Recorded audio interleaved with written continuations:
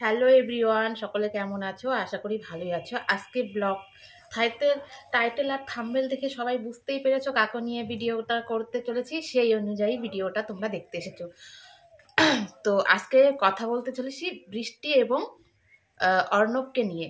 বৌদিবাজ অর্ণব, তোমরা অবশেষে এরা দেখো, ছেলেকেও ছাড়লো না, ছেলেকেও কন্টেন্ট বানিয়েই ছাড়লো। এইবার তোরা মজা বুঝবি। ছেলেকে বলছিলাম না সবাই, ছেলেকে তোরা কন্টেন্ট বানাবি না, কিন্তু তোরা কারো কথা শুনলি না। হাহ, কোথায় ছেলের পায়ে ব্যথা দেখিয়েছো? কোথায় পায়ে ব্যথা পেয়েছে? প্যান্ট খুলে শর্ট প্যান্ট পরিয়ে দেখাও কোথায় কোথায় ব্যথা পেয়েছে। আজকে দেখাবো বন্ধুরা বাবা এবং ছেলের বন্ডিং। বাবা কত কষ্ট পাচ্ছে দেখো তোমরা, টাইটেলে থাম্বনেলের ছবিটা দেখে বুঝতে পেরেছো যে বাবা ছেলের কত বন্ডিং ছিল। সেখান থেকে এরা কতটা নিষ্ঠুর যে বাবা ছেলেকে তারা আলাদা করে রেখেছে, এবং দিনের পর দিন এই তার আগের হাজবেন্ডকে নিয়ে এরা কন্টেন্ট বানিয়েই চলেছে। আহ, এখন তো ভিউজ কোথায় গেল তোমাদের? লাখ লাখ ভিউজ, প্রায় 2-3 লাখ করে ভিউজ হচ্ছিল, সেখান থেকে তোমাদের ভিউজ নেমে গিয়ে এখন 30,000 35,000 কি করে আসলো? মিথ্যে না বেশি দিন চাপা থাকে না, ঠিক আছে? আর একটা কথা কি, যার যার ধ্বংসের কারণ হলো কি বলতো, নিজেকে অতিরিক্ত চালাক এবং জ্ঞানী মনে করা। সেটাই হচ্ছে নিজেকে, মানে নিজের ধ্বংসের অন্যতম কারণ হচ্ছে এটাই। তো আজকে আমি তোমাদের সুন্দর করে দেখিয়ে দিব যে বাবা ছেলের কতটা বন্ডিং ছিল। আর তোমাকে বলছি যে তোমার এতগুলো ভিডিও ডিলিট করতে হলো কেন?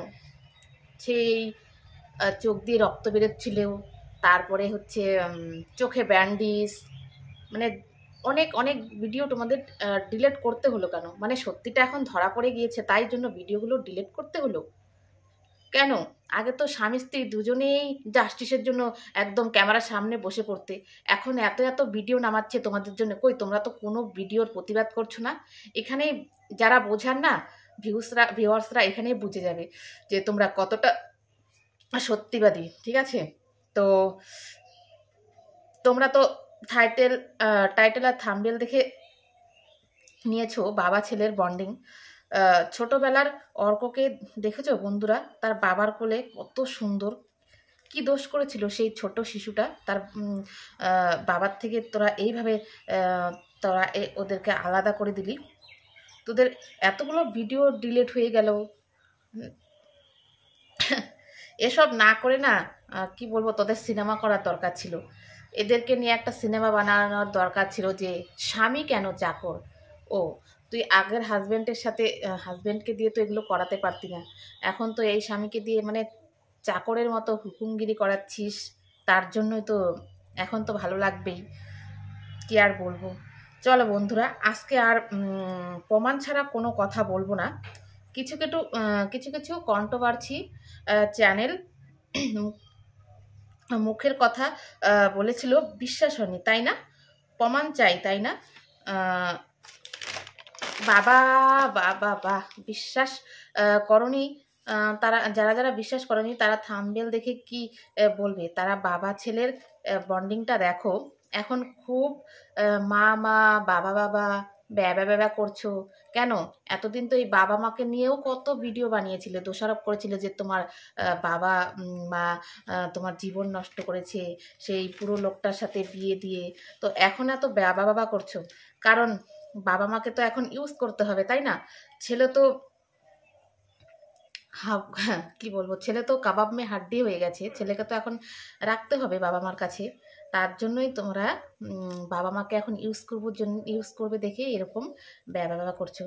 এত সুন্দর একটা হ্যান্ডসাম ছেলেকে বলে বুড়ো, আর যার সাথে এখন সংসার করছো সে সে তো একদম খাঁটি হনুমান, কি বলবো আর। তোদের এই ভিডিওগুলো ডিলেট হলো কেন রে? চোখ দিয়ে রক্ত, নাক দিয়ে রক্ত, আমি তো ওইটার প্রশ্নই জবাব চাচ্ছি, ডিলেট হলো কি করে? ও ডিলেট করতে হয়েছে তাই না? কি আর বলবো। স্বামীকে তো ছেড়েই এসেছিস, তাতেও পোষায়নি তোদের। তাকে নিয়ে দিনের পর দিন এত মানে এত নেগেটিভ ভিডিও বানিয়েছিস, সে যদি এতটা ভালো এবং ভদ্র না হতো তাহলে এতদিনে তোদের নিয়ে ও ভিডিও ঠিক বানিয়ে নিত। জানিস তোরা যে তোর স্বামী কখনোই সোশ্যাল মিডিয়ায় এসে ভিডিও করবো না, তারা যে এসব করে না, তার জন্যই তুই এই সুবিধাটা পেয়েছিস, তাই তো? আর তো ছেড়ে এসেছিস, তার দ্বারা এত ইনকাম করলি, অনেক প্লে বাটন পেয়ে গেলি, 2 লাখ সাবস্ক্রাইব হয়ে গেল, আগের স্বামীকে বিক্রি করে করে ভালোই রোজগার হয়েছে, তাই না? কারণ কি বলতো,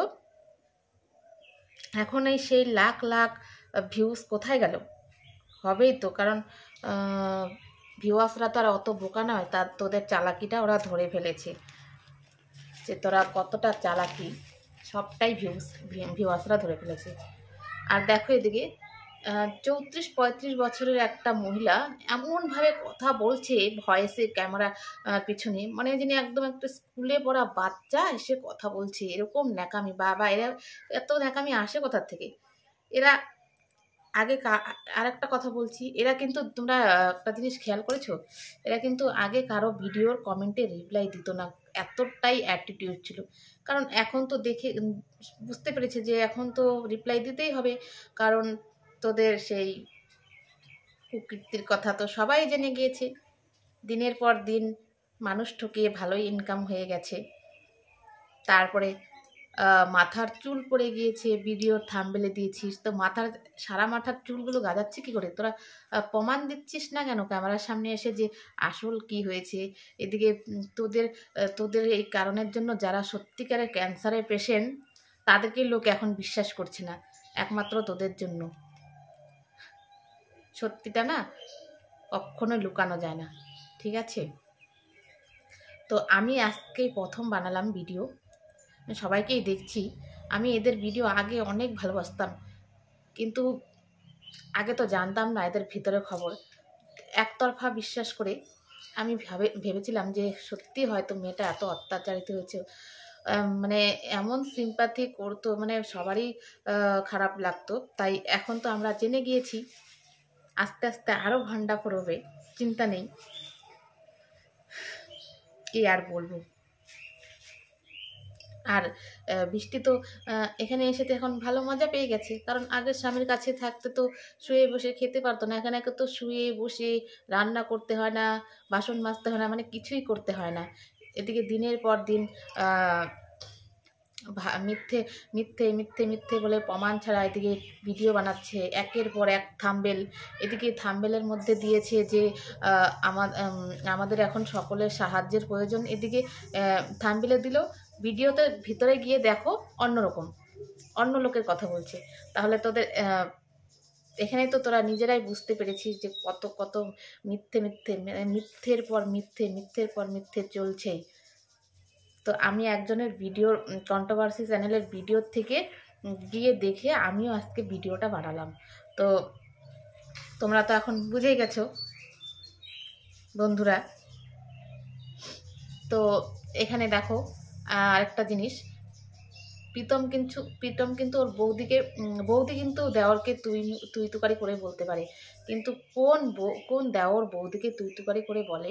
তো তোমরা একটু জানিও তো প্লিজ। আর